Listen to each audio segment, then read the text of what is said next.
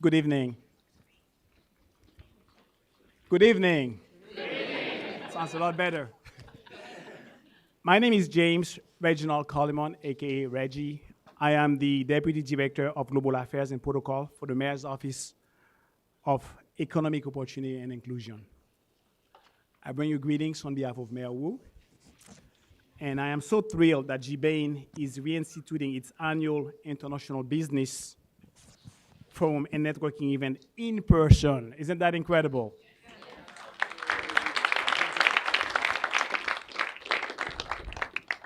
Special thanks to Ursula Wojciechowska for another sold-out event. On behalf of Mayor Wu, I have a proclamation that I'd like to offer.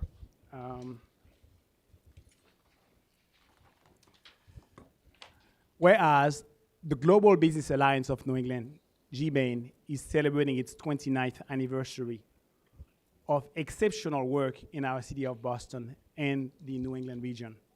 And whereas GBAIN has done great work in the realm of commerce through providing a forum where business leaders around New England convene to promote ideas and solutions toward international trade. And whereas the city of Boston has become a global hub through our world-class education system, healthcare facilities, innovative technology sector, and international community.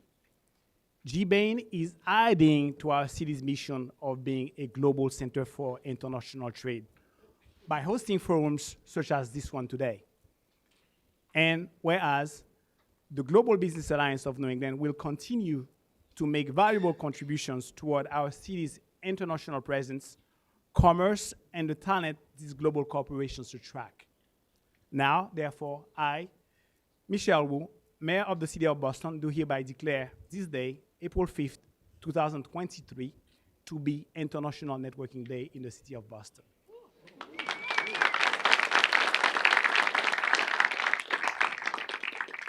I urge all of my fellow Bostonians to join me in recognizing this important day and its participants working towards improving the quality of life in the city of Boston for everyone. Signed, Mayor Michelle Wu, Mayor of the City of Boston, April 5th, 2022. And now, I have the distinct honor and privilege of introducing our next speaker, who is also our host, Dr. NE Zeng, Ph.D. Late July 2020, Dr. NE Zeng became the sixth dean of the Suffolk University Sawyer Business School. Most importantly, she became the first female dean of the school. Dr. Zeng is an accomplished educator and leader in experiential and project-based learning, and a recognized scholar in the fields of supply chain management and global logistics. Dr. Zeng brings to the Sawyer Business School a passion for experience-based learning, cross-disciplinary and cross-sectoral collaboration, and global engagement, all of which are central to Suffolk and the business school's approach to education. Ladies and gentlemen, I present to you Dr. NE Zeng.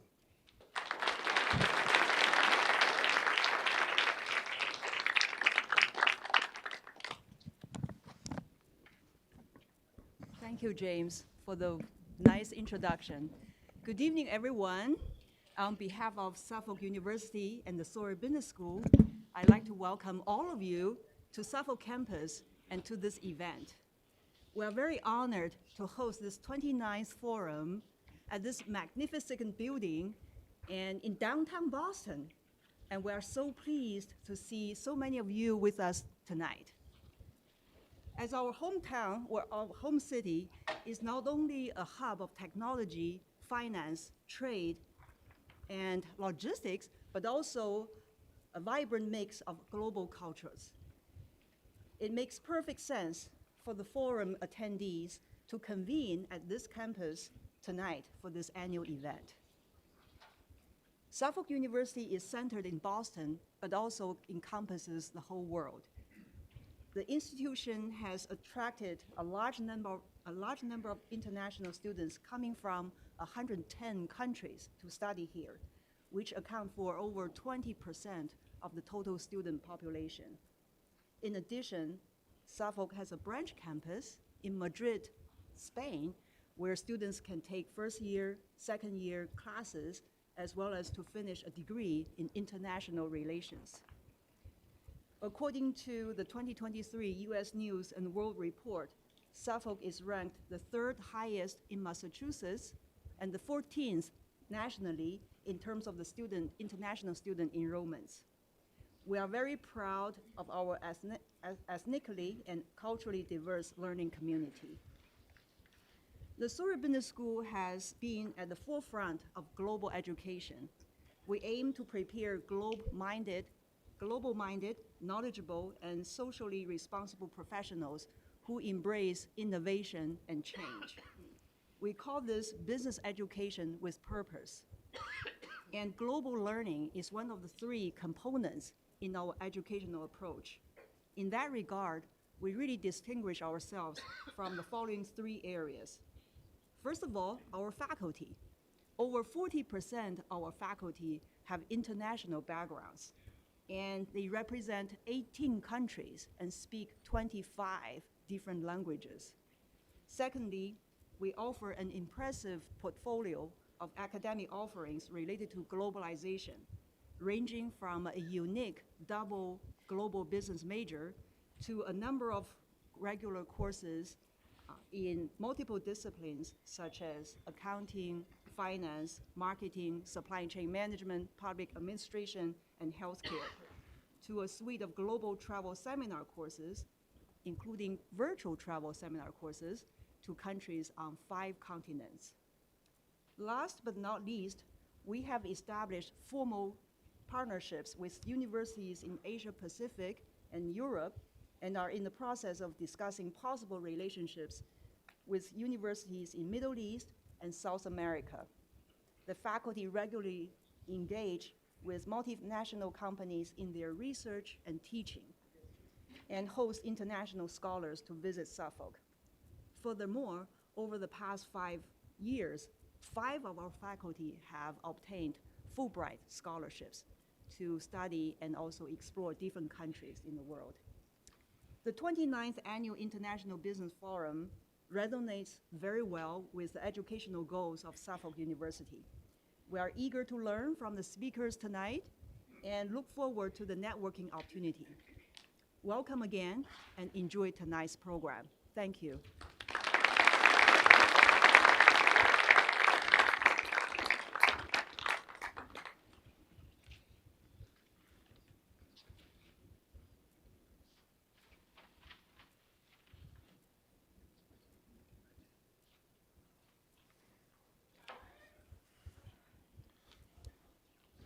So before I start my talk tonight, I'm going to give you a trivia question.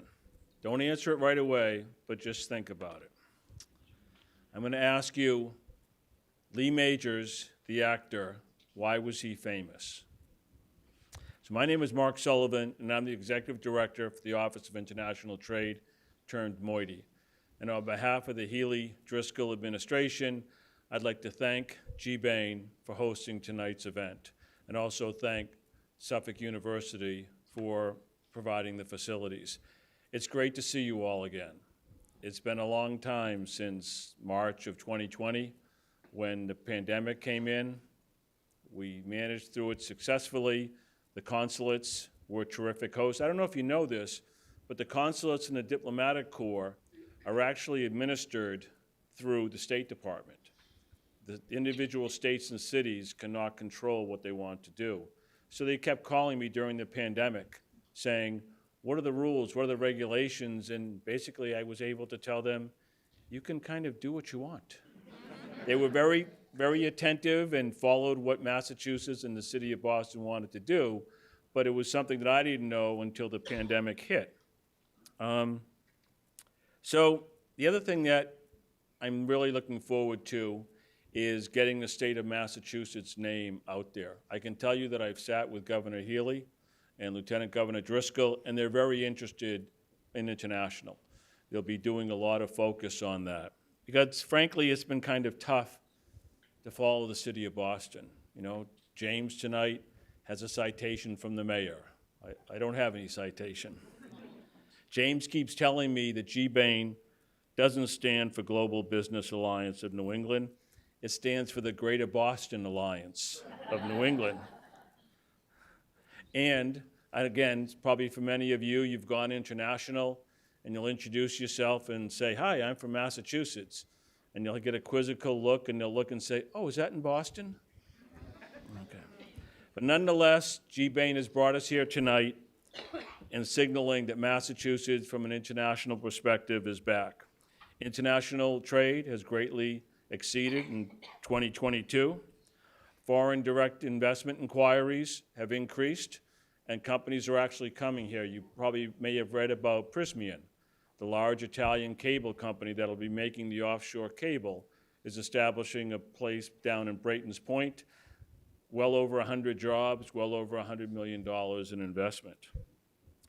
Delegations are arriving, and heads of state. Just this Monday, we hosted the president of Capo Verde.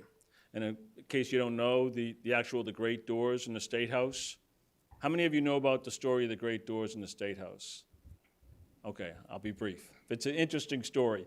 So in the State House, the great stairs, as you walk up, you'll see the white doors, and they're called the Great Doors. And they're only opened on 3 occasions. There's certain military flags that come in and out of the State House. The doors will be opened. The governor's last day, they call it the last walk. You may have seen Governor Baker. The doors are opened, the governor departs, and then they're closed behind. And also, when a visiting head of state comes, the great doors are open to allow the head of state. Other than that, the doors are never opened. So we have the delegations coming, and also, just to kind of jumping a bit, Massport in the Boston Convention Center is full swing as well. In fact, well, probably most of you know they'll be hosting the Bio Convention the first week in June. I've already been informed. We have 100 companies from the Netherlands coming, 200 coming from Australia, over 150 coming from Taiwan. It's going to be an exciting week to be in Massachusetts. Massachusetts will also attend the Select USA Conference in Washington, D.C. next month. Governor Healy will be attending. She'll be speaking at 2 of the events. Secretary Howe will be there as well.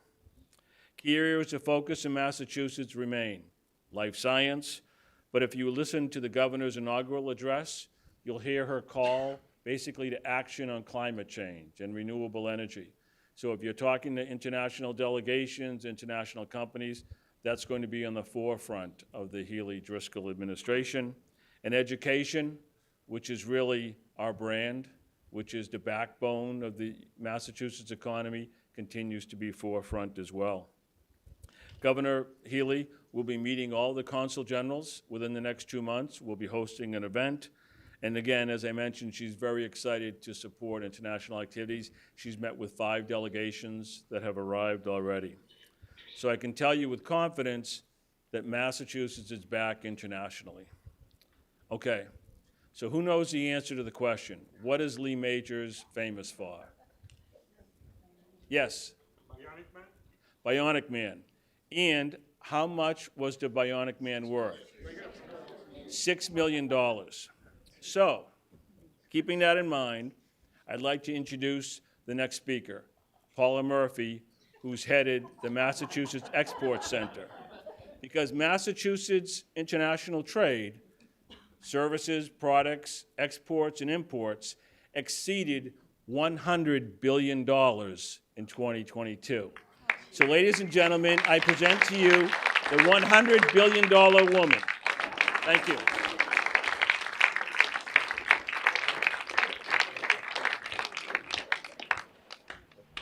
Thanks so much, Mark. Good evening, everyone. First, I want to congratulate GBAIN for their 29th International Business Forum. It's great to see everyone back in person, and thanks to all of the nonprofit international business organizations that make up GBAIN, and to Ursula Wojciechowska for her leadership and hard work for bringing this event to us each year. Thanks so much, Ursula. I'm going to give you just a very brief snapshot of what we're seeing with our state's export activity. Despite the disruption in trade caused by the pandemic, exports have rebounded, and in fact, they've thrived. Both Massachusetts and U.S. Exports are now over 25% above pre-pandemic levels. This is reflected by what we're seeing every day with the businesses that we're helping. Our staff is really just flooded with inquiries from companies. Companies are really aggressively pursuing new export markets. We're also seeing a lot of new businesses that are developing innovative technologies that were sort of quietly growing and even establishing themselves during the pandemic. So I'm surprised at the number of new businesses we're working with that are getting into export markets as well. So it's really a great time for exports. Despite these opportunities, though, many businesses are still struggling to manage the increasingly complex global trade regulatory environment. Our growing exports and our growing barriers are presenting a bit of a paradox.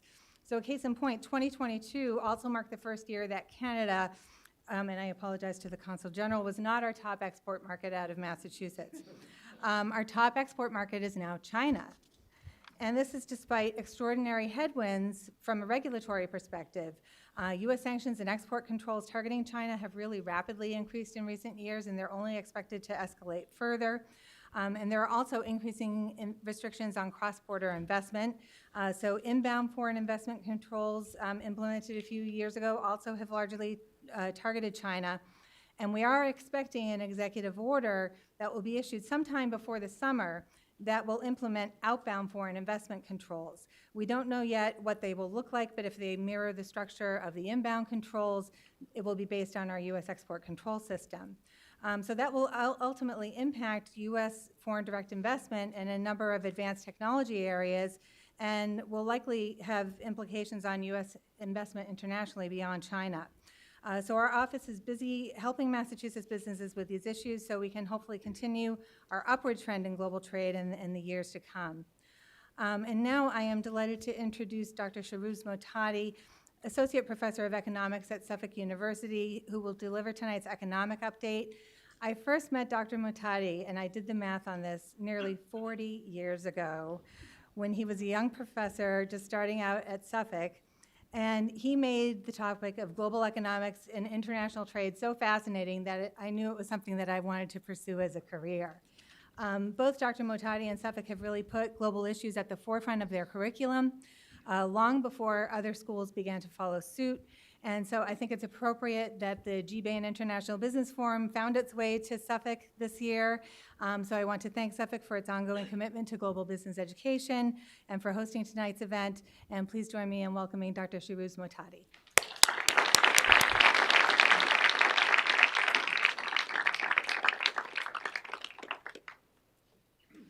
Good evening, everybody. Thank you for inviting me to this wonderful event. I was going to actually say, I had Paula as a student only 5 years ago.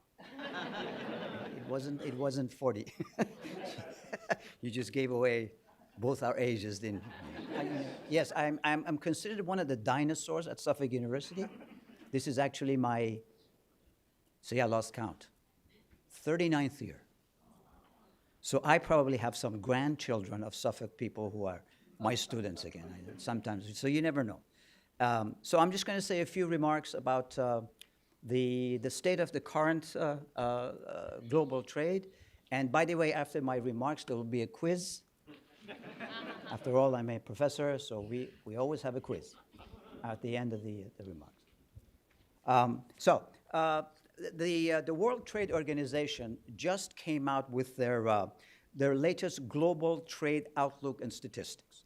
So some of the, and again, because I'm in the economics profession, we love to talk about numbers. So I'm going to give you a lot of numbers, and to give you a snapshot of what's going on in global trade. Paula, actually, is very interesting. You mentioned some statistics that I was going to say, so I don't know how you managed to say the same things that I do. But COVID was drastic in terms of its impact on global trade. Actually, what happened was the global trade went down by almost a third. The last time that we actually experienced a 30% reduction in global trade was during the Great Depression, which was, and it was very interesting because of the Great Depression and this tremendous increase in the number of unemployed in not only here, but in Canada, in Germany, in Britain, and many of the advanced economies, a lot of countries began to seriously engage in trade policies that we sometimes refer to them as beggar thy neighbor. In other words, we started erecting barriers towards imports of other countries and dramatically trying to push our exports, what we call a sort of a mercantilist sort of a trade policy. And with COVID, well, first of all, not only with the financial crisis of 2008, but with COVID also, we were sort of nervous about perhaps because of this, we would begin to engage in these kinds of neo-mercantilist policies. Fortunately, what happened was we rebounded incredibly quickly in terms of not only in the United States, but in the other countries too. So we just drastically went down in terms of economic activity, and just as quickly, we recovered. And the same thing also happened with not only global economic activity, but also global trade. In other words, the global trade, pandemic was in 2020, right? By 2021, we had increased global trade by 9%. We've never seen anything like this fast. I mean, the average growth rate in global GDP and global trade has been between 2 and 3%. So we grew extremely rapidly, but then in 2022, we dropped back. We're still growing, but we dropped back to 2.7%.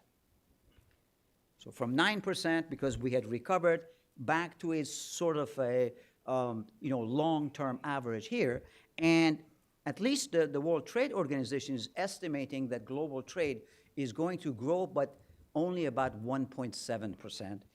And then it's going to bounce back in 2024 to 3.2%. So what I'd like to do is basically give you a brief explanation of this pattern of global trade, and then I'm going to a little concentrate about the United States, because we're in the United States. So that's one of it. So what really led to this, remember, first of all, the rapid increase in trade, and then this decline in 2020.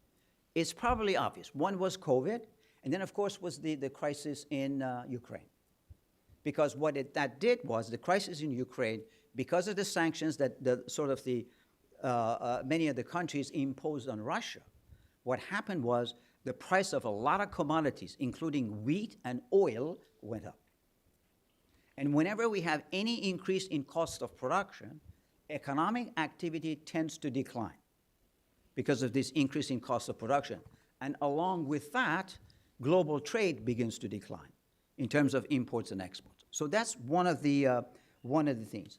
The other one was because of the severe restrictions in China with terms of their COVID, it dramatically affected Chinese economic activity. And Chinese, which is like one of the largest actors, let's say, in the global economics, their exports actually decreased by 8%. But still, if you look at it from a global perspective, China still remains the world's largest exporter of merchandise goods, and is followed by the United States, Germany, Netherlands, Japan, and South Korea.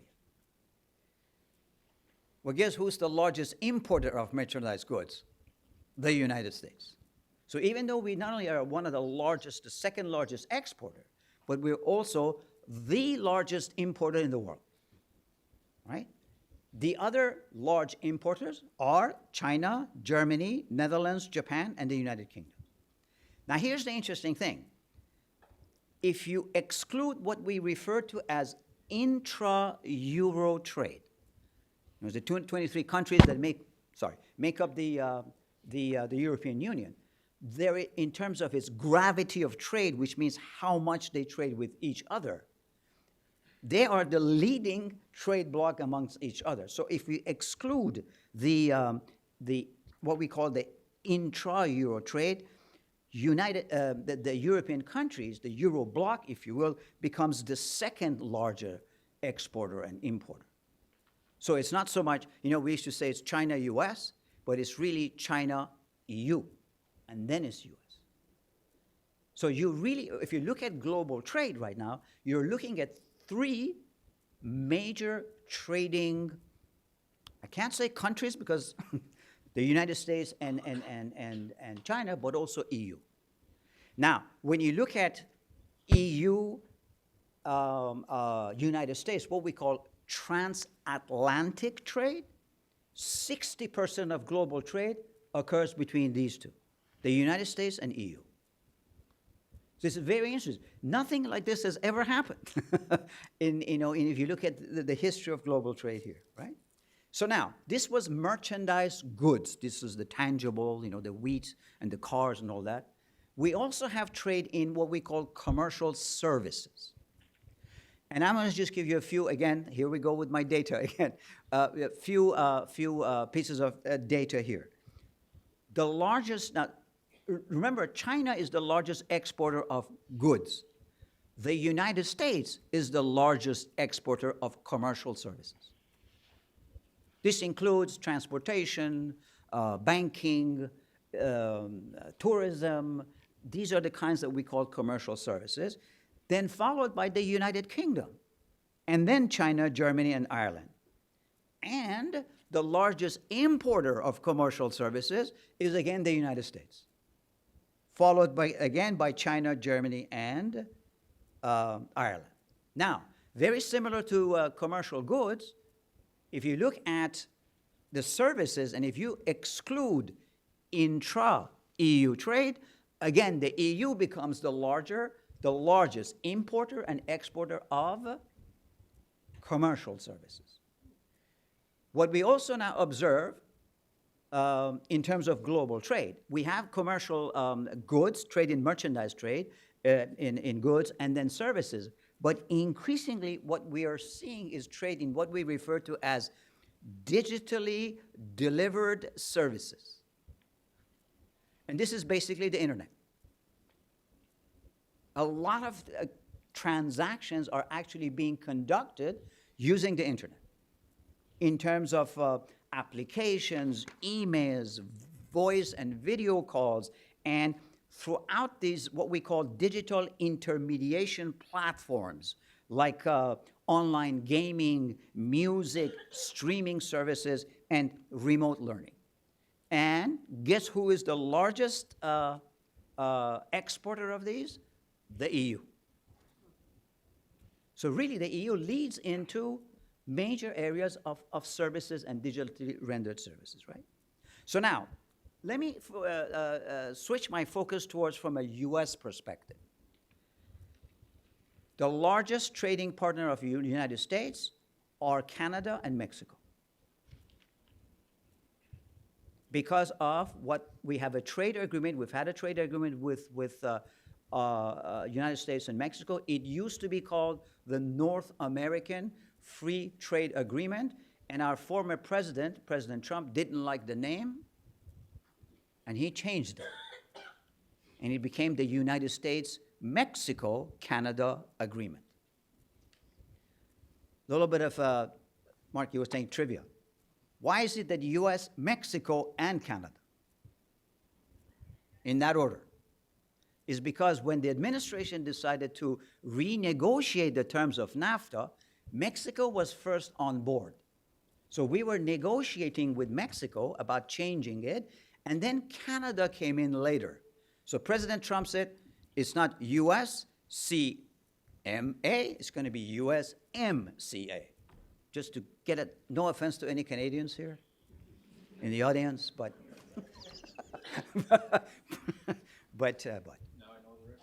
yes. I'll get back to President Trump again a little bit later on. But so basically, what happens is 31% of all of our exports go to Canada and Mexico.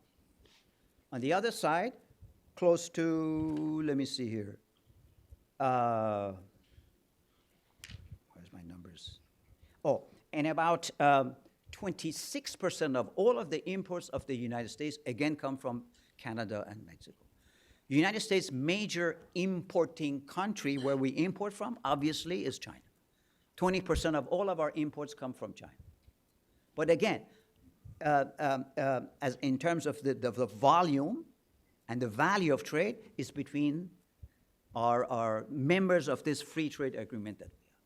This is very similar. Every time countries get together and form this type of a free trade agreement, the intensity and the volume of trade increases. USMCA, the European Union, what used to be called the Common Market, and now the EU, it's because there's a lot of that. So there are basically movements over the past few years towards not so much liberalizing trade at the multilateral or global level, but more from a regional perspective. Several years ago, during the administration of President Obama, actually, I have to give another talk about assessing President Obama's trade policy at a conference in New York, but they concentrated on what was called the Trans-Pacific Partnership. The entire second term of President Obama was basically trying to negotiate between these countries, and so we are about ready to basically bring that forward for passage to Congress, but President Obama's terms ended, and President Trump came, and on his very first day, he withdrew out of the Trans-Pacific Partnership. That's it. You know, we're out of this, right? So what do we do instead?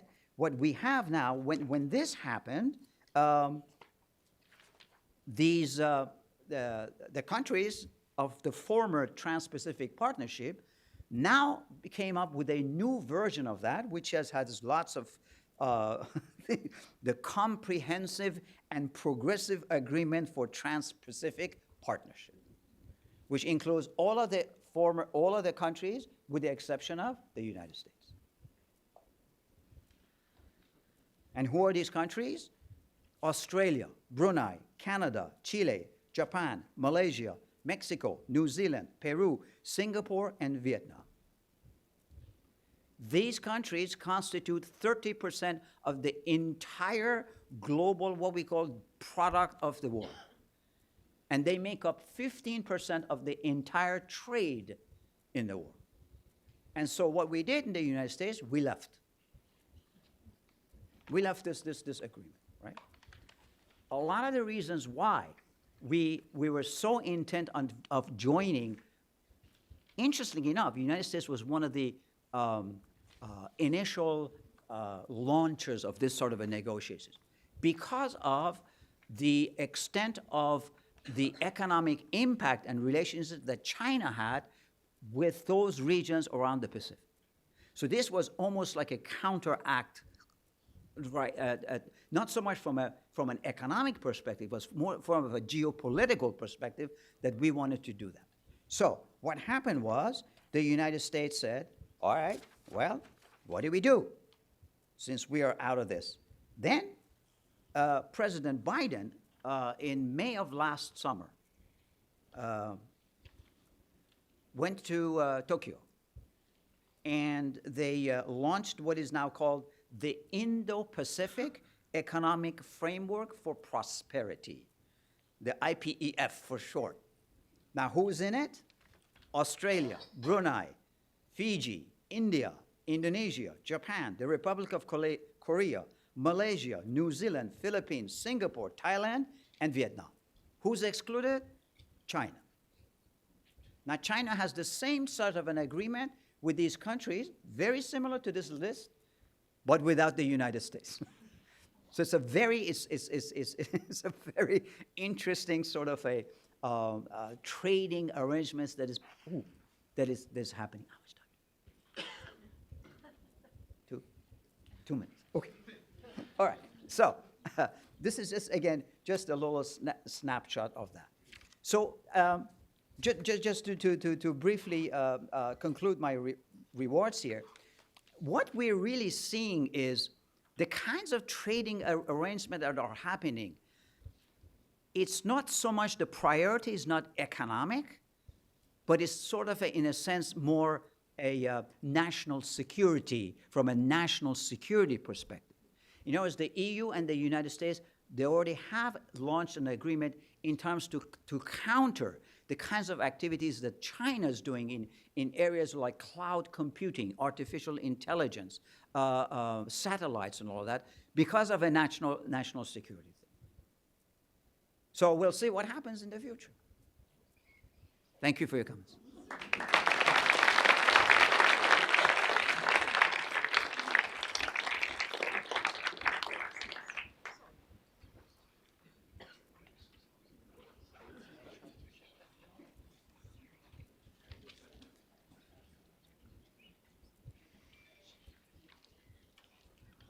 Well, thank you so much, everybody. My name is Doug Banks. I'm the executive editor of the Boston Business Journal, and it is my pleasure to see you all here. We have a standing room only crowd tonight, so thank you all for coming. I can tell you when Ursula calls, we know we returned that call. So I got the invite, and you know I had to be here. So thank you all. Thank you to Reggie for getting us started tonight. Thank you to Dr. Zeng, Mark Sullivan, Paula Murphy, and Dr. Motati. Some great comments. Now we get the globe-trotting primer on all things economy and trade, and it is my pleasure to bring up our featured guests this evening. So without further ado, let's bring you up. We're going to bring you up one by one, and then we're going to get started with our pitches and our panel conversations. Dr. Peter Abbott, Consul General of the United Kingdom, come on up. Everybody, yeah, let's give them some warm. We're going to give each of these gentlemen a warm welcome and get them encouraged and excited to be here. Roger Kuzner, the Consul General of Canada. Alberto Fierro, Consul General of Mexico.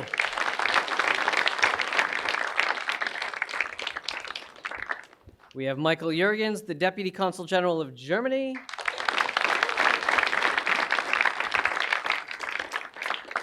Mustafa Sawyer, the Consul General of France. Thank you so much. And Kotaro Suzuki, Consul General of Japan.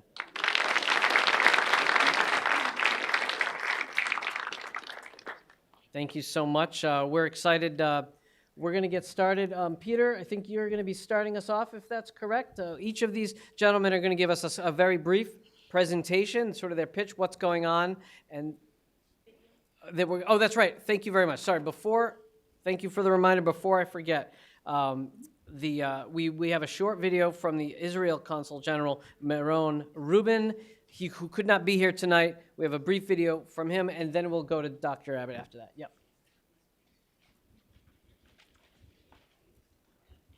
Good evening, everybody. My apologies for not joining you for the 29th Annual International Business Forum and Networking Night. Unfortunately, the change of dates moved the forum onto the first night of Passover.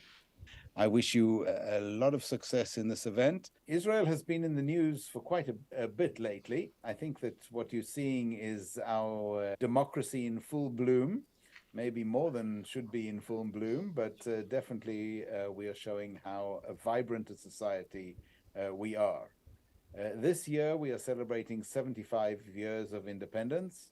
The majority of the state of Israel are Jews. Judaism is 75% of the population. Some 18% of the population is made up of the Muslim society, and Christianity and Druze are two other minorities which are approximately 2% of the population.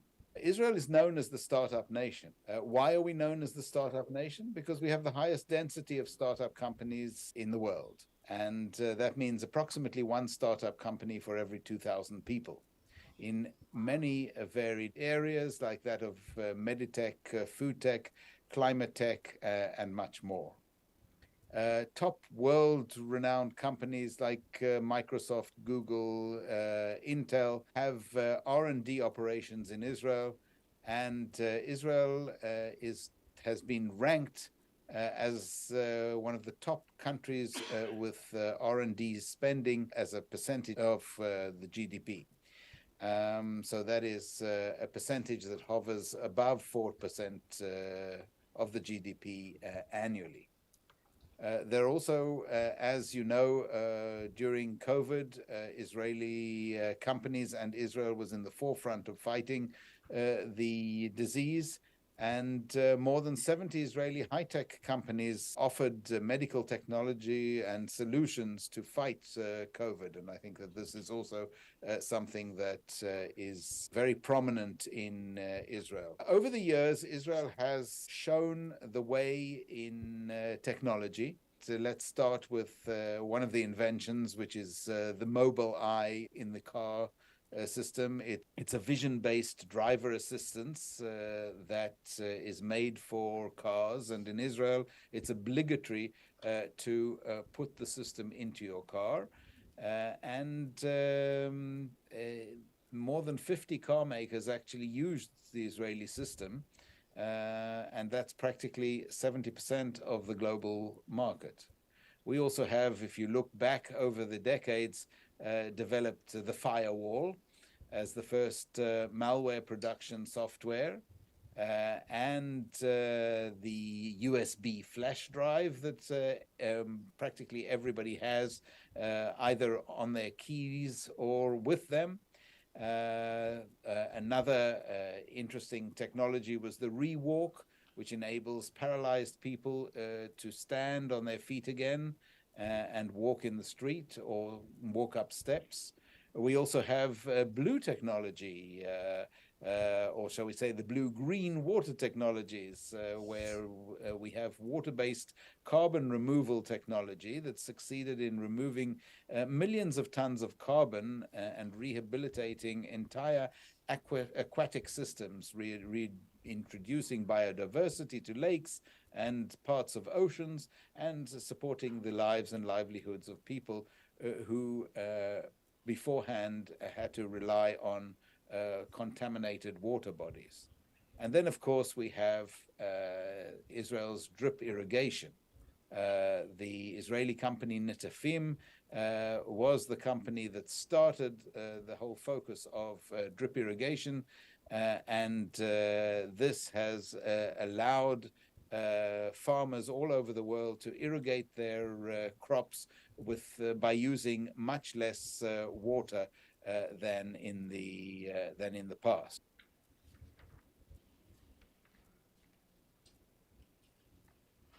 All right.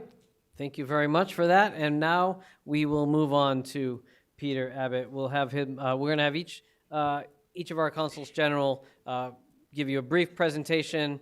I'll ask a question of follow-up, and then we'll move on. And as you can see, we've got 6 folks up here, and we're going to do our very best to make sure that we don't delay, because we know that there are drinks and some munchies after the fact, and you'll want to spend some time with each of these folks individually as well. So we're going to start with you, Peter, and we'll let you have at it. Can I come up there?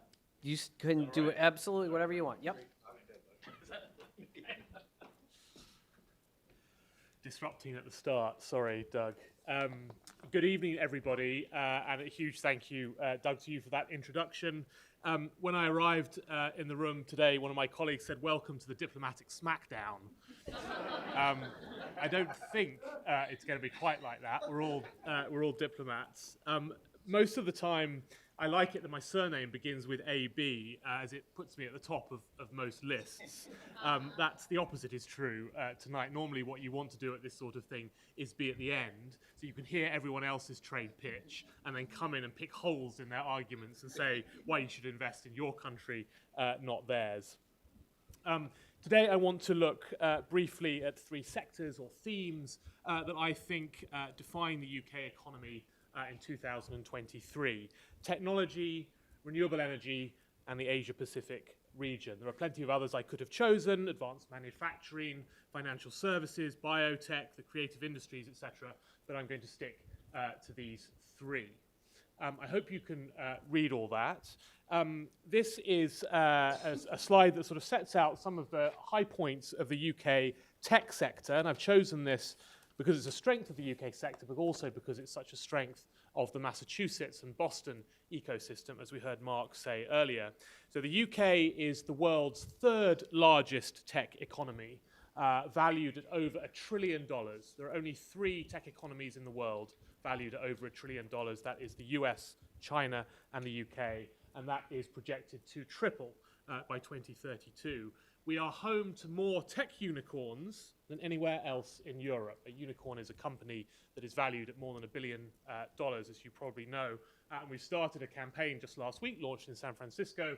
Welcome to the Unicorn Kingdom. So those of you that know your British history know that one of the elements in our crest is a unicorn. The unicorn represents Scotland, actually, but we've decided to let it represent the strength of our tech sector.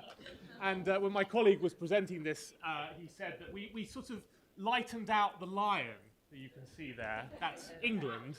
So I don't know if anyone was actually consulted on this, but in any case, what this slide does is represent, I think, the strength of the UK tech sector. And that's not just tech generally, in some very specific areas, so artificial intelligence and quantum technologies as well. We're third in the world for AI investment behind the US and China, and home to a third of Europe's total AI companies. So if you're a tech company, this is the ecosystem for you. The next slide, please. The second sector I wanted to focus on, again, something near and dear to the hearts of those in Massachusetts, Boston, and New England, is renewable energy. We are in the top 3 countries in Europe over the past 5 years for clean energy investment, and the first major economy anywhere in the world to enshrine our net zero commitments in law. So really a very, very favorable place for those of you who are involved in clean and renewable energy investment. We have 50% of all European installed offshore wind capacity and the largest offshore wind market in Europe. Those of you that work with the consulate know that we have been focusing on offshore wind over the last couple of years, and the growth market in New England is really extraordinary. And it is wonderful to be contributing to New England's growth in this area, because it's somewhere where Europe can really bring expertise and experience. I also wanted just to mention nuclear fusion as well. You'll see there that the UK is one of the established leaders in nuclear fusion, so much so that Commonwealth Fusion Systems, which is a spin-out from MIT and is now the world's largest commercial fusion company by capital raised, is looking at establishing a number of partnerships in the UK. They're particularly interested in our civil nuclear regulatory structure. So when you're thinking about coming to invest in a place, think about the regulatory environment as well as some of the other economical indices. Third slide, please. How am I doing for time? We're all right? Good. The third thing I wanted to pick up on, and we heard a little bit about the CPTPP earlier on, but what the good doctor failed to mention is that there is a new member in this trade partnership. As of last week, the United Kingdom joined the CPTPP, something that the Americans didn't want to do, but we have decided to do instead. I think it would stretch credulity to call it a regional trade partnership. As you will spot, there's not much regional about all of those countries. But what's interesting, that once we joined, as we heard earlier, the CPTPP will cover 15% of the world's, I think what you said, it was the world's 15% of global trade and 30% of global domestic product. And that's important economically, but it's also important from a geopolitical point of view. So it's not just that this area is going to represent some of the, one of the largest amounts of global growth in 2023, 24. It's also that it gives us access to that geostrategic partnership. And as the second largest economy in that group, it will give us significant influence over its direction. And I've partnered that with something else which is more specifically about geostrategy, and that is AUKUS, the Australian, UK and US agreement to help provide the Australians with nuclear-powered submarines, very much part of the UK and US's commitment to the Indo-Pacific, and a recognition that we need to be playing there in a very, very strong and coordinated way. And I think as part of that AUKUS agreement, there is a commitment to invest not just in nuclear submarines, but also in AI and quantum computing research between the UK, the US, and Australia, So really bringing in some of those unique strengths for the UK. And that's it. All right? Well done, well done. And the, what did your colleagues call it? The global what smackdown? Global Smackdown. The global smackdown. So there are two changes we need to make next year. One is I want to be able to moderate an event called the Global Smackdown. And I really think we need to have an acronym bingo card on every seat so that you can all win awards for the CP, TPP, AUKUS, and you heard them all, the TPP and everything from the intros on. I mean, it is an absolute alphabet soup. So for those of you who actually know all this stuff, learning as we go, excellent, and yeah, excellent job. So Peter, this week's the anniversary of the Good Friday Agreement, and now we have the Windsor Framework. Can you just share a little bit more about this, about the Windsor Framework for some of the folks who aren't as familiar with it and what you're seeing right now? Sure. Do you want me to come up? Do you want me to use a mic? Yeah, you can use the mic for this part. Yep. Is that on? Yes, I you're think on. It is. So the Windsor Framework was agreed by the British Prime Minister and the European Union not very long ago and passed through the House of Commons a couple of weeks ago. It was introduced to resolve some of the problems with the so-called Northern Ireland Protocol, which was part of the UK's withdrawal agreement from the European Union. And for a long time, that Northern Ireland Protocol had been causing a lot of trade disturbances, both north-south between Northern Ireland and the Republic of Ireland, and east-west as well between Northern Ireland and the rest of Great Britain. And you will know that those of you that follow British politics, as this was a real problem in British politics. It was a real irritant in our relationship with the rest of the European Union. And frankly, I think it was a problem for the Biden administration as well. So it was really important for us to resolve this issue for all of those reasons, but also for the people of Northern Ireland, and also because of my government's commitment to upholding the Belfast Good Friday Agreement that you mentioned earlier, Doug. And so what, very briefly, the Windsor Framework does, it upholds the primacy of the Belfast Good Friday Agreement. It secures Northern Ireland's place in the United Kingdom, but it also ensures that the EU single market is protected, and I think it was important for the UK to recognise that very legitimate equity. Goods destined for Northern Ireland essentially travel through a new green lane with a separate red lane, not red line, it's not the T. Hopefully it works better than the red line. Better than the T, right? A red lane for goods moving that will go on into the EU. And that's basically it, really. I mean, there's a lot more technical detail behind it. But what it's already done, you see President Biden coming to Northern Ireland soon. You see the loosening up of willingness for the EU to talk to the UK about participating in their Horizon programme. You see the financial services agreements sort of coming back online again. So it really has, I think, unblocked a lot of problems that have built up over the last couple of years. Well, thank you very much. We're going to move on now to our General Counsel of Canada. Roger, you're welcome to stay where you are. I don't think you have a lot of slides, or you're welcome to come on up here, whatever makes you comfortable. Will you welcome him to the podium? Thanks very much, Doug. This will not be an audio-visual extravaganza by any means, but I will, if I could start off, just to sort of frame my comments. I want to thank Ursula and her group for the invitation to be here today. That's wonderful, and be with my respected colleagues. I do, as Peter had mentioned, Scotland, my mother's parents, my grandparents on my mother's side, are from Motherwell, just south of Glasgow. So just to frame my comments, I want to share a quick Scottish story. Rory and Margaret, the older Scottish couple. Margaret was a little upset because Rory had never really shown his affection recently. So she said, Rory, you never tell me that you love me anymore. He said, oh, Margaret, he says, we've been married 50 years. She said, yes, we have been, Rory. He said, and we had a beautiful wedding. He said, we had a beautiful wedding. And on that day, I told you that I loved you. Margaret said, yes, you did, Rory. You told me that you loved me. He said, well, if anything changes, you'll be the first I'll tell.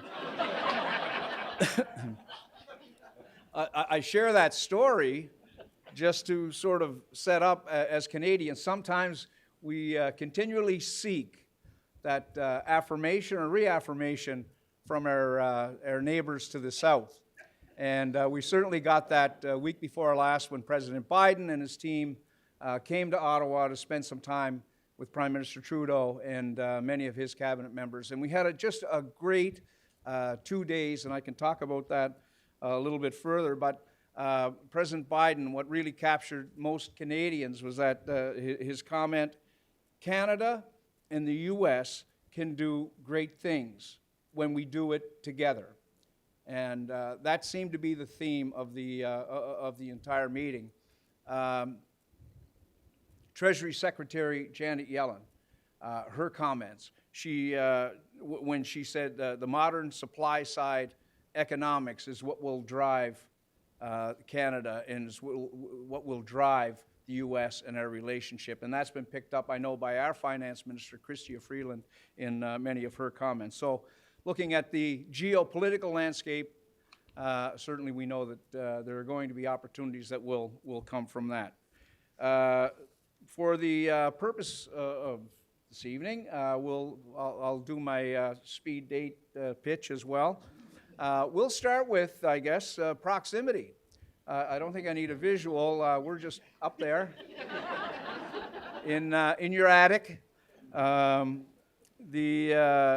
We have the longest undefended border in the globe. We are the envy of the world in a border that long that is undefended. The fact that over COVID, trade continued. Wheels kept rolling and goods kept crossing the border. We had that little hiccup with toilet paper at the start of the pandemic, but we worked through that and got through that and kept trade going. But we share more than proximity. We're very close. The languages that we do business in, our culture. I know that Canadians, Americans know Shania Twain, and they know Celine Dion, and they know Drake, and Canadians love Beyonce, and Bill Burr, and the Dropkick Murphys. So and any of you that like to go home at the end of the day and curl up and watch Wheel of Fortune or Jeopardy, you can get that in Canada as well. So we're very the proximity is obviously an asset. We can consider that Canada is a real easy first stop if you're entering into international markets. Talent is something we take a great deal of pride in. The cost of talent across Canada, the cost of talent is about 30% lower than the cost of labor here in Boston. Not to gloat, because that would be very un-Canadian of me, but we have the best, and I'm doing this in Boston now, we have the best educated workforce in the G7, with 67% of Canadians holding university degrees or college diplomas. We've unlocked the great potential in our workforce by making sure that women have the support to enter into the workforce. We have a universal access to childcare, for the males in the household as well. Universal access to childcare. Most provinces are I'm getting the hook already. $10 per day for childcare. Let me run through this quick. Stability. We have the most reliable banking system in the world. A bit of a boast, I guess. That's the second boast from a Canadian. Access to world markets, and Dr. Matadi, you said it well. No other G7 country has as many trade agreements with in the G7. We have 15 free trade agreements covering 51 countries, giving access to consumers, 1.5 billion consumers. I think the United States have with 20 different countries. Cost of doing business is competitive. Our corporate tax is about 26%. The currency is a huge advantage. The strength of the American dollar, I'm going. But if you're booking a vacation this year, like there's a big 40% off stamp for Canada, so make sure you book your summer holidays. The state provide health care in Canada, which is a huge cost of doing business. We have an incredible trade team. I've got Dina Santos and Chris Begley with me down here today. By all means, you'll get concierge service coming to Canada. Plus, they can inform you about the layered programs that we have with their provincial counterparts. We are open for business, and we want yours to succeed. Thanks very much for the opportunity. Will you join me in thanking Roger for being a good sport? I did Google it. The Dropkick Murphys are not Canadian, okay? They're not. They're definitely not Canadian, just in case you may have missed, not caught that. But thank you very much, Roger. You'll notice as I sidle closer and closer to them, they get more and more uncomfortable. So we are definitely on a time schedule here. So without further ado, Alberto Fierro, the Consul General of Mexico, come on up, provide us with your slides. Bienvenidos, you're welcome. Hi, everyone. Thank you so much for the invitation to be here. If I can, I'll be as quick as possible. We are a country of 130 million people, the 7th largest economy by global share of GDP, 2%. And we're tied with Turkey and the UK. I learned that today. That was nice. We've had macroeconomic stability. We also have a lot of free trade agreements, maybe not as many as Canada, but they connect us with 46 countries, and we are part of those TPPPPPs. We have started to develop a sophisticated economy, a young, qualified labor force, and last year we were the second U.S. international partner and consumer of U.S. goods. We're almost tied with Canada. 1 month Canada wins, the other month we win. So they have 14.9% of the U.S. trade. We ended 22 with 14.7%. So, and we're still very good friends and partners. And if our middle class continues to grow, we will be soon the first consumer of American goods, because we have a lot more population than Canada. We have become leaders in key sectors. We're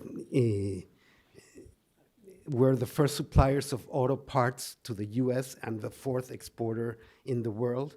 We're home to 300 aerospace manufacturing industries that 20 years ago we didn't have. We're the first exporter of flat screen TVs in the world, so we are in all of your houses. We're the largest exporter of medical devices in Latin America and the largest supplier of electronic devices in Latin America too. Our trade, as I mentioned, next one please, last year was around 800 billion in total goods in the US. 5 million US jobs depend on trade with Mexico. About 80% of Mexican exports come to the US, so we are very, very integrated, and pieces sometimes come 8 or 10 times between Canada, Mexico, and the US, especially in the auto industry. And if you buy a Mexican car, 40% of that car was made in the US. And we were very glad with Canada, and we were commenting it a while ago.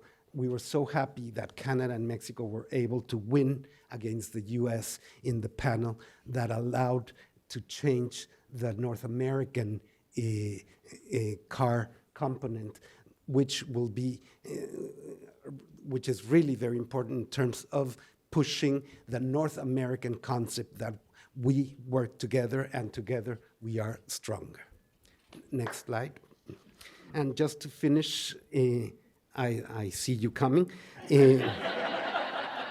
We are a true North American partner, and Mexico has real potential to become a very important to come back and have what we lost from China after we started in NAFTA, and to be an important manufacturing hub.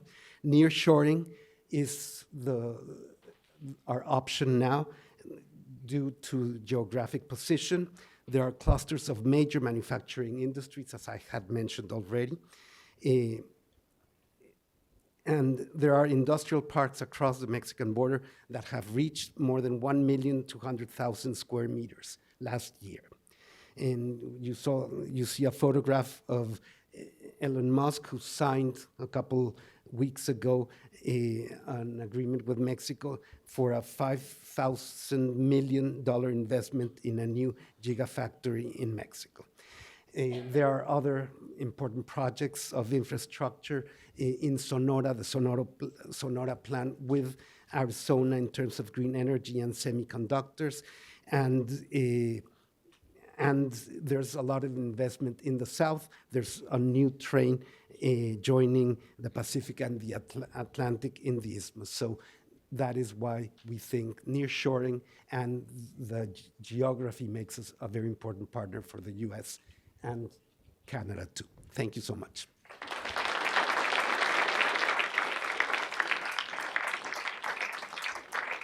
Thank you so much, Alberto. And honestly, after Roger's comments, I was so busy focused on Irish American punk rock bands, I did forget to ask a question, and I want to make sure that I follow up with each of you. So, Roger, I'm going to ask Roger his follow-up question, and then we're going to go on to Alberto. But you did mention that President Biden and Prime Minister Trudeau met recently, and you talked a little bit about it. But I was wondering if you could speak a little bit more on what they talked about in terms of specifically trade and investment. And your mic will be hot when you talk into it. Check. Yep, got it. The two leaders, they spent some personal time together. They spent a fairly good chunk in the afternoon together. They get along well, and they're fairly like-minded on many issues, progressive on many issues. But the focus of a lot of the conversation was around defense. The fact that Canada has invested additional monies into defense for the Arctic. Arctic is a concern for them. We are the only two countries that share control of NORAD. It was the Canadian Prime Minister that gave the okay for the US fighter jet to shoot down one of those balloons. But they also focused on the environment. And as Peter has said, offshore wind is something that we're seized with in Canada, especially Atlantic Canada. But they also, our access to critical minerals, I guess I'll close on this one. It's incredible. The IRA, the investment that's been made here in the United States is incredible. And our recent budget, we know we couldn't compete with the United States, but we know we can complement the United States. And our last federal budget was very much complementary to that. And with having that broad spectrum of critical minerals, we know that we can be a player in battery production. We're seeing investments now, and the agreement that we have in place with Mexico and the U.S. Will provide benefit to anybody doing business in Canada, especially in the battery and clean energy sector. Thanks so much, Roger. And that's actually a great segue to my question for Alberto, which is just talk a little bit more about the bilateral strategy between, in terms of the economic agenda between Mexico and the U.S. Kind of take off a little bit from what you had talked about a little bit. Go ahead. Yep. The good news of the Biden AMLO administrations is that we're friends again. And so there is a high-level U.S.-Mexico economic dialogue. And every year, CEOs and the big shots of both countries get together precisely, and they have 4 different working groups precisely to work on how can we expand more our relationship, how can we be closer, how can we make the supply chain more complementary. So that is very important. And we also we're celebrating this year the bicentennial of U.S.-Mexico relations. And so there's a bicentennial framework for security cooperation where we're working on together. The only way to solve our challenges is together. So the drug problem, the arms problem has to be dealt together, and it's done through this bicentennial framework.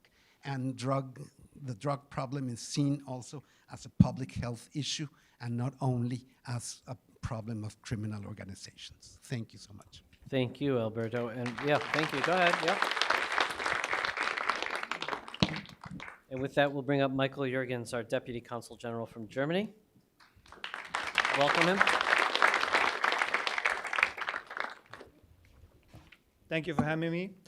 I just looked at the panel when I was moving up and was realizing that no women, but I'm representing one because Consul General is a lady, Dr. Sonja Kreivich, who couldn't, unfortunately, be here today. So, my name is Michael Jürgens. I'm representing her today. And yeah, that's it. Thank you. I was told to be short. No, it's only 28 slides. So, no, just 8, sorry. Starting with this one. Allow me first to have a brief overview about the geopolitical situation Germany is confronting right now. Russia's war of aggression against Ukraine has dramatically impacted Germany's foreign policy. So only 3 days after the invasion of the Ukraine, Chancellor Olaf Scholz gave his now famous Zeitenwende speech. In his speech, Mr. Scholz announced a significant investment to modernize the German military, which was really needed and always requested, especially by the United States. So Germany has ended all energy imports from Russia, stopping Russia from using our energy reliance as leverage and as to not finance a brutal war of aggression. Germany has also become one of Ukraine's largest military donors, including Leopard tanks, talking about the wheels. I come to the cars later. And millions of rounds of ammunition and other important equipment. In addition to this, Germany has taken in about 1 million Ukrainian refugees still living in Germany. So, next slide, please. Yes. Germany is a global leader in the transition to renewable energy and has been pursuing its energy transition, or as we say, Energiewende, as we call it, since 2010. Moving away from nuclear energy and from fossil fuels, today more than 46% of its energy mix is renewable. The ambitious goal is to reach climate neutrality by 2045.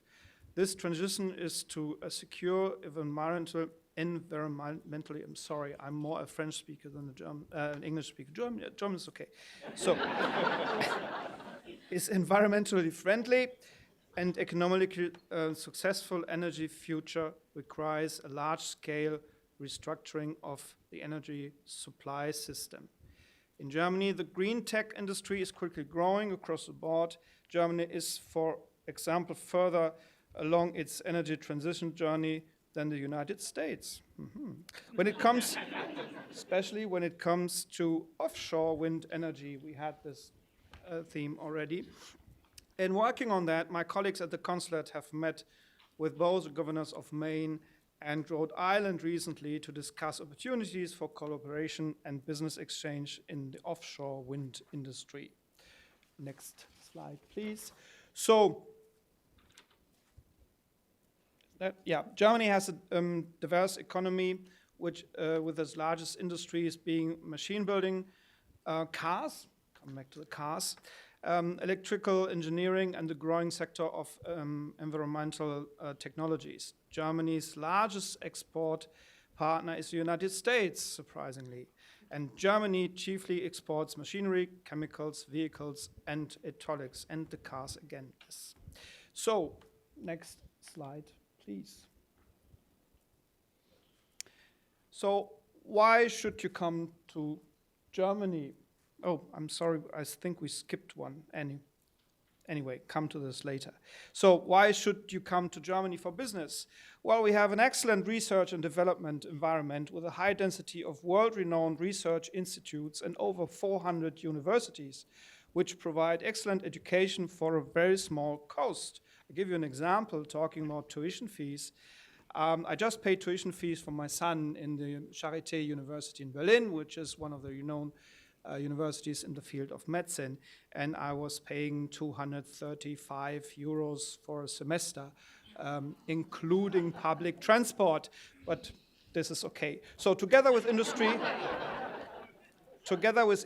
those institutions employ over 700,000 people working in research and development.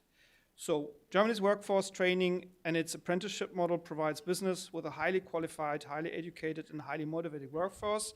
As a result, knowledge-driven sectors account for almost 40% of Germany's GDP. Okay, so now we are in the FDI. So Germany is a magnet for FDI. In 2020, foreign direct investment into Germany accounted for almost 600 billion euro, with US companies holding 90% of all FDI stock. On the other hand, Germany is one of the United States' largest foreign direct investors. So I hope that some of you might, who are here tonight, can be part of those 90% in the future. So I will skip one and go to the seventh. So global manufacturing took a sharp downturn at the early days of the pandemic in 2020. Germany was, of course, also very heavily impacted by the coronavirus, with a dramatic decline of both demand and revenue in manufacturing. Today, Germany's economy is back on track, and manufacturing has grown significantly even above the pre-pandemic levels. So if you're wondering where and how to get started in Germany, there are many options.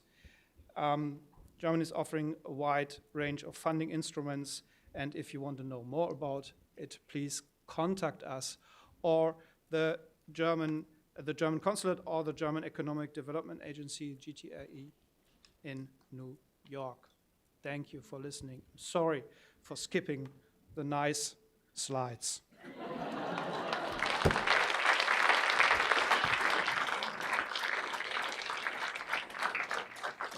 If I can get out of here tonight without causing an international incident, I will consider it a success. And as someone whose daughter goes to an American college and she's studying abroad in London right now, I almost gave you the hook just for mentioning what I'm paying versus what I should be paying by sending her somewhere else. So thank you very much for being such a good sport, Michael. A real quick question. You mentioned on a couple of occasions, some of the car industry, and of course the EU, I know, just recently passed a new regulation effectively banning the sale of new fossil fuel powered cars by 2035. So very briefly, how's that going to impact the German car industry? Well, actually, it made more of an impact to the German population because, as you know, maybe the car is the Germans' preferred child, das deutsche liebstes Kind. That's really a German word, and that says it all. So people were yelling and saying, how do we do, etc. But I think that the German car industry didn't have that big of a problem. We were a little bit behind, I have to admit, but Germany, especially German car industry, has always been on the top of the evolution and for the research how to make things better, faster. We can still drive fast on the German autobahns. I all invite you to go there and come as long as it's still possible, because people are talking to cut the speed limit down to I don't know how. So we are quite confident that the car manufacturing industry in Germany will cope with the problem, and we came up with some proposals actually to not, well, yes, we will ban fossil fuel, but we try to put up some e-fuel, working together with some other European countries to make an alternative. So, thank you. Thank you so much. I don't know about the rest of you, but I am learning a ton, taking as many notes as I can. So thank you for that. Without further ado, let us continue. Moving on, we are in the home stretch here tonight. Consul General Mustafa Sawyer, come on up and let us know a little bit more about what's going on in France.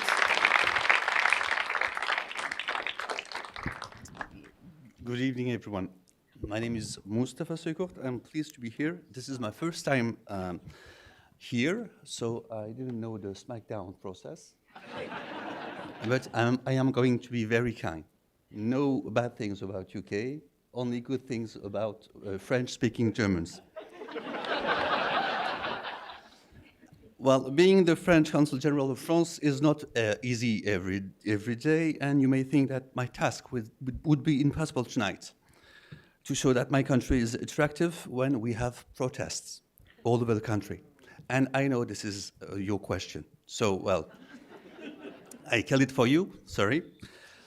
First, I am like Professor Montadi. I love figures. I'm not going to give you a lot of figures because I think, well, you already have a ton of figures. So just quick elements.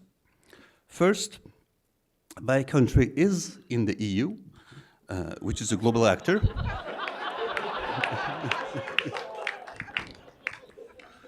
I didn't mention no country.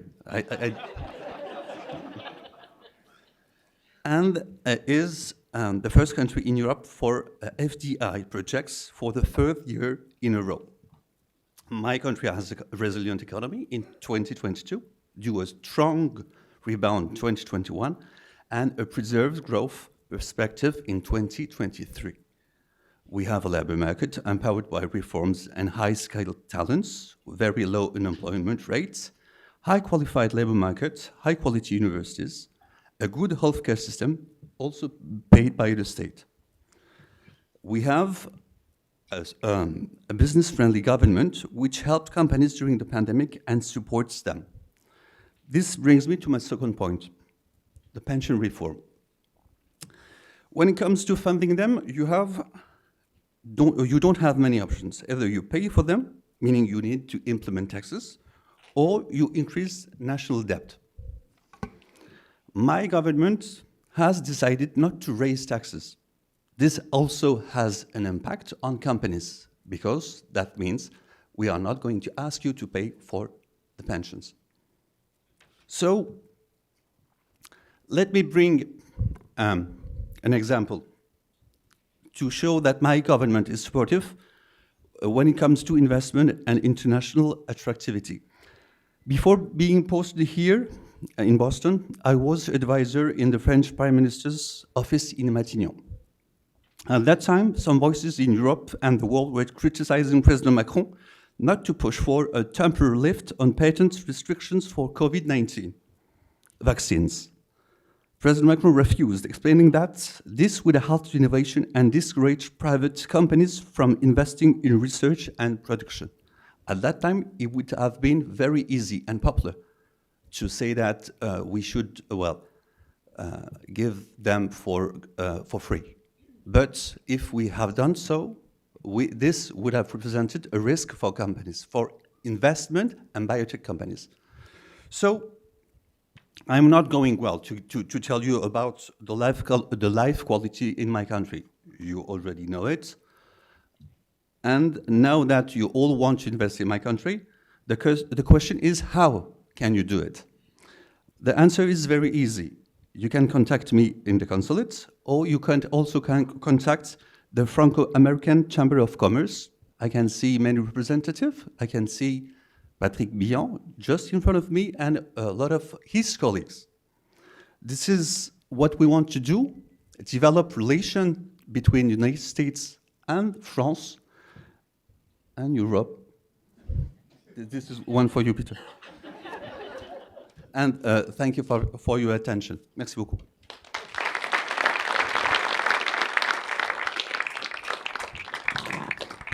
Thank you so much, Mustafa. My question for you, well, you mentioned the protests. I have a different question just because in terms of timeliness, President Macron is in China right now, and I thought you might be able to comment on what this might mean in terms of the U.S.-France relations with the president there in China, if you could comment.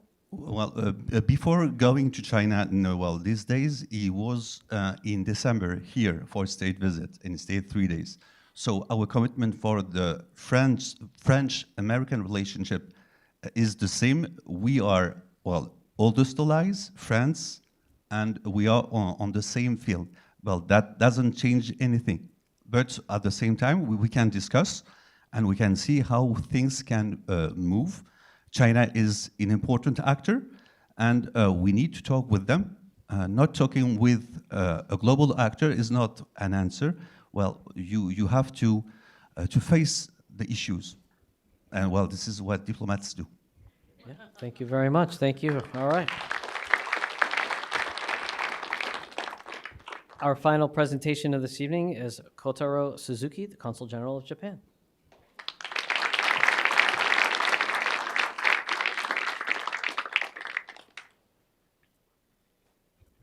Hi, good evening, everyone. The next slide, please. It seems that I am about the only representative of country to the west of the United States. So let me begin with the very basic information about the size of Japan's economy, which is our population is 1.2 million. Which is dwarfed by such giants in Asia like China or India. Still, as a single country, it's a formidable or sizable. The entity. The nature is, as you may have heard, because of the low birth rates in the recent decades, the population is shrinking in size, but still we retain a very vibrant and good economy, productive economy. And later on I'll mention it's the status of the society as a very much aged and mature consumers poses rather interesting challenge and chance to the economy. And also, we, at the same time, we are not only as a consumer's market. We still have a competitive industry. I don't know what this economic complexity index is, but it's, I heard that it's kind of data. That's thought by the group of Harvard scholars. Anyway, the point is that our productive power is still there. Next slide, please. So we'll have an overview of Japan and U.S. relationship. Basically, we have, I said, unshakable alliance in the security, economy, and people-to-people exchange. The security, okay. Our alliance has, has been very steadfast since after the World War II. And we have, in this century, we have even more reason to stick to it. So, pretty regard us as an, very reliable ally in this part of the world. And geographically, our country is the most remotest among the countries who present this evening.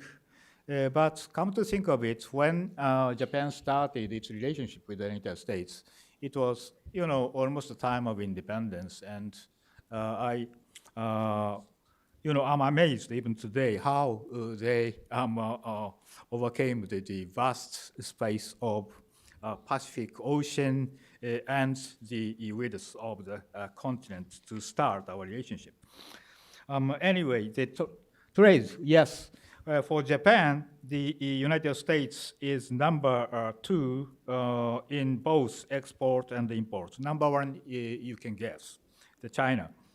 For the US, Japan is interestingly the number 4 after, of course, China, Canada, and Mexico. So as a single country, Japan is one of the largest trade partner as of now. And this trade relationship is even solidified by the bilateral agreements 3 years ago. Next slide, please. Our economic relationship of course, does not limit itself to the trade. There's an aspect of mutual investment. So it is not so well known that Japan is the United States' biggest investor since 2019, creating approximately 1 million jobs in the United States. And the partnership is not only in the factories and so on, but in the other upstream activities, research and development in various fields, like the digital sectors, semiconductors, biotech, pharmaceutical, medical, and climate change related activities, just like the daily interaction here in Boston. And of course, investment is in both ways. So in Japan, there are a number of United States companies who have been successfully conducting their business. Some of them are very familiar names here. You can see that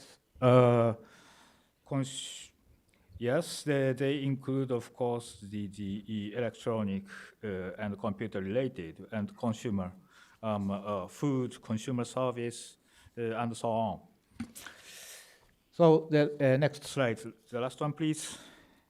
So to summarize, Japan has a sizable, unique, and advanced markets.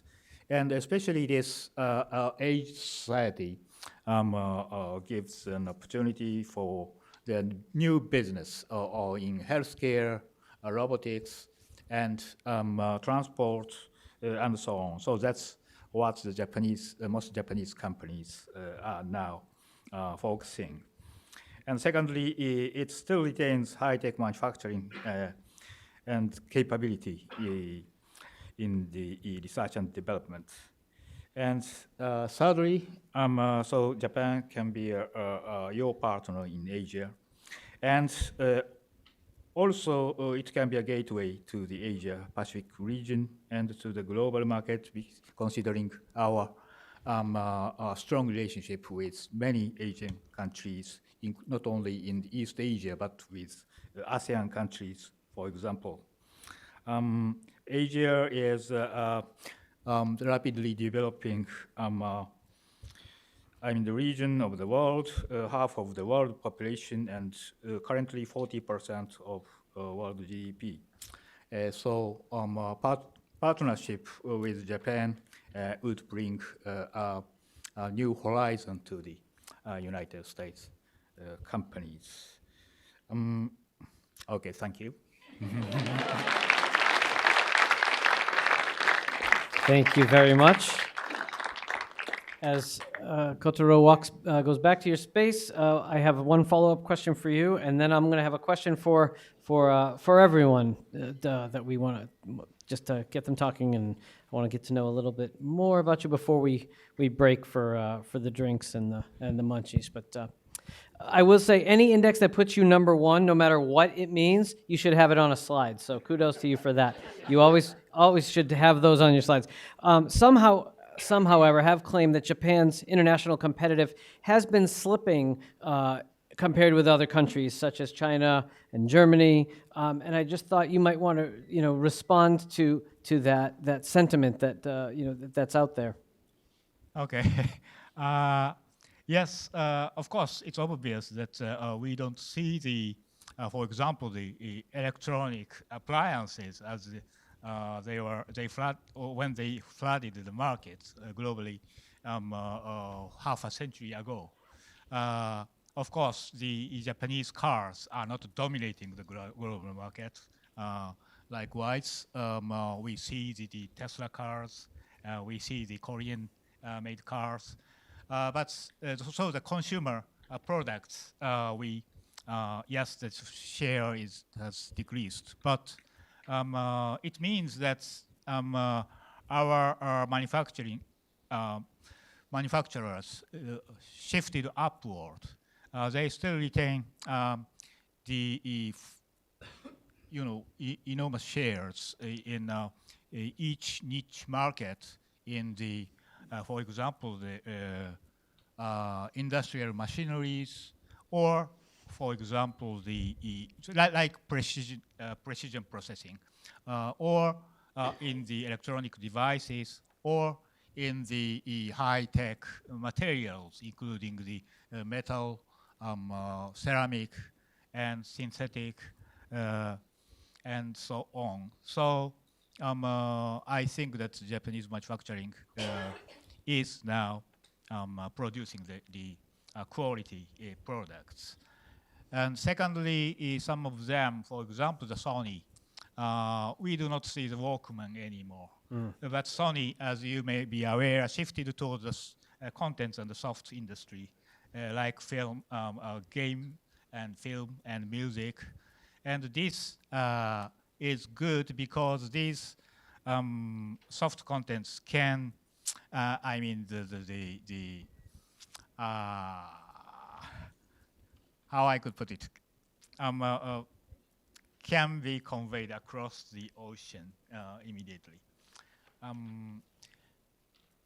Personally, I recall that, yes, just like the name of the group, Dropkick Murphys, was mentioned, I remembered my days in Baghdad when I and my colleagues were consoled by their pious Christmas song, serving in our embassy in Baghdad. At that time, I didn't know that they vaguely sounded Irish, but I didn't know they were Canadian or American. But so these contents can be, can be enjoyed by, across the globe. And lastly, real quick, we're running out of time. Go ahead. So lastly, as a representative of this developing Indo-Pacific region, we welcome the joining of the United Kingdom to the to the new framework. So we feel that Britannia is back to our seat too. So we are enormously encouraged by that. Thank you. Thank you very much. Will you give them all another hand here? And before we move on to the drinks and the networking, I could have talked. I would love to hear more about things like the CHIPS Act that's happening. There's so many different trade and investment questions that I could ask. But I also, frankly, am a Bostonian by heart, and honestly, I think I'm just going to lighten this up a little bit. And this is for anyone to respond. But when you first arrived to Boston, this is for some of the newcomers or even some of the folks who were so. You first arrived to Boston. What most surprised you about our fair city? And perhaps, as Mark Sullivan said, it's that it's not actually a state. It's not it is just the capital of Massachusetts. But what surprised you the most about Boston when you arrived? And I'm going to start with Peter, but maybe we can see if anybody wants to grab a mic and respond. And feel free to mention Dropkick Murphys some more, but I think they've gotten enough airtime. So. Well, I heard a lot of Dropkick Murphys during the St. Patrick's Day weekend, enough to last a lifetime, I think.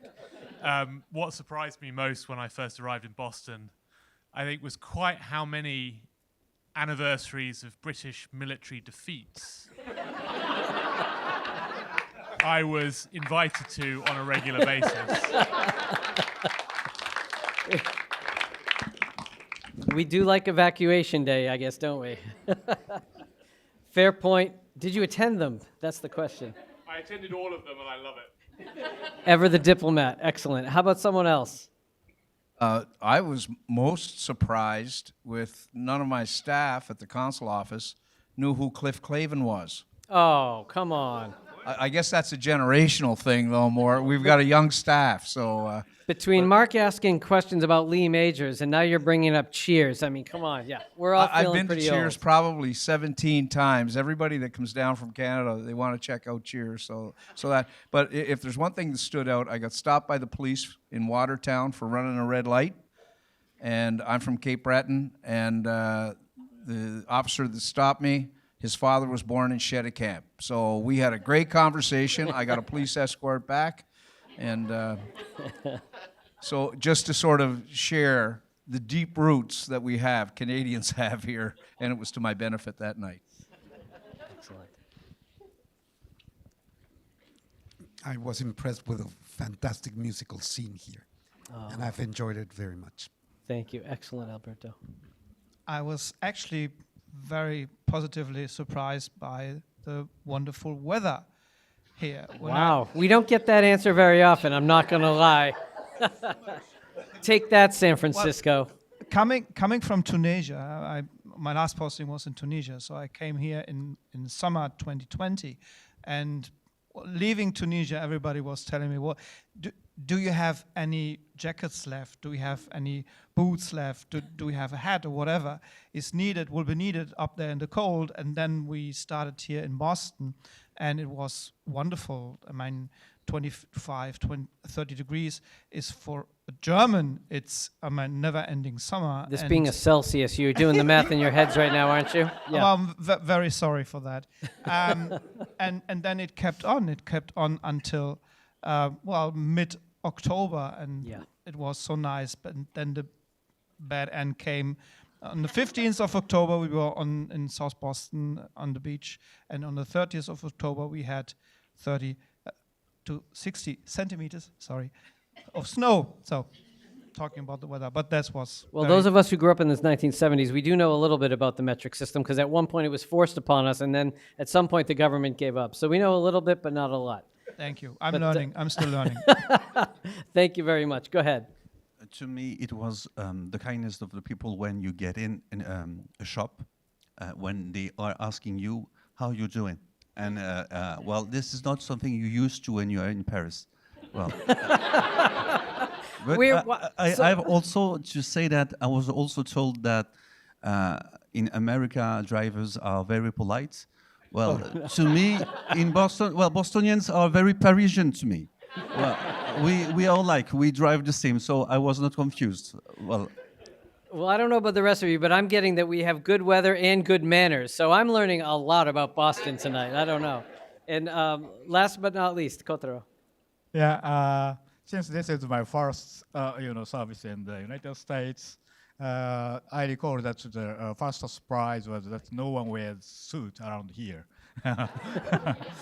And also, second thing was that no one seemed to use the umbrellas even when it's rainy. So, quite honestly, these are rather two surprises for me. Will you join me in giving these guys a hand? This has been absolutely fantastic. Thank you very much. And now I will welcome up Darlene Hollywood, who has a drawing for us. Welcome to Darlene. Give her a hand. I realize I'm the only thing standing in between you and the drinks, so I'm going to be super quick. Andrea, can you come up, please? I'm here with Andrea Mulligan of United Airlines. They have been a terrific partner to Babacne, and I knew I was going to be here. Andrea knew she was going to be here, so we thought, why don't we surprise everybody with a cool giveaway? So do you want to tell everybody about the cool giveaway? Sure. First, I want to say, as far as the diplomatic smackdown goes, United Airlines does fly to all of your countries.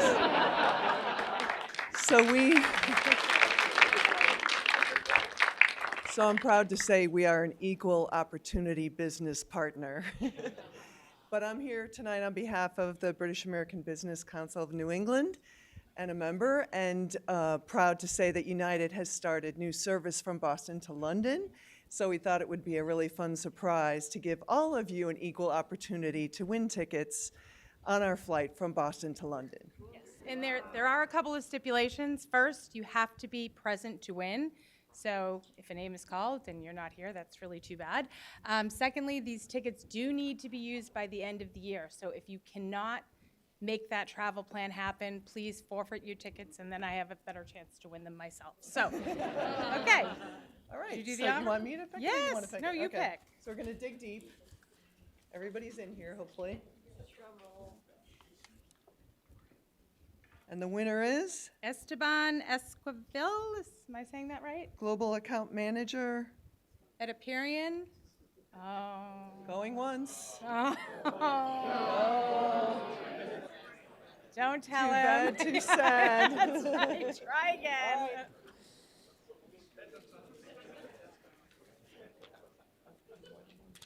Okay. Abby Coilian. Radius. Abby? You won! Congratulations. Yay! Go to London! While I have everybody's attention, just one more quick thing. Back by popular demand, Babacne's holiday lunch, Christmas lunch is coming back to the Harvard Club. It's going to be December 1st. If you have not been, it is an experience not to miss. We will be sending out information via Save the Date to the membership. If you're not on our list, go to the website. You can certainly buy tickets and join us. And it's really quite an affair. And the fact that I'm talking about Christmas in April makes me want to have a drink. So I think we should just all go back to the bar. Thank you.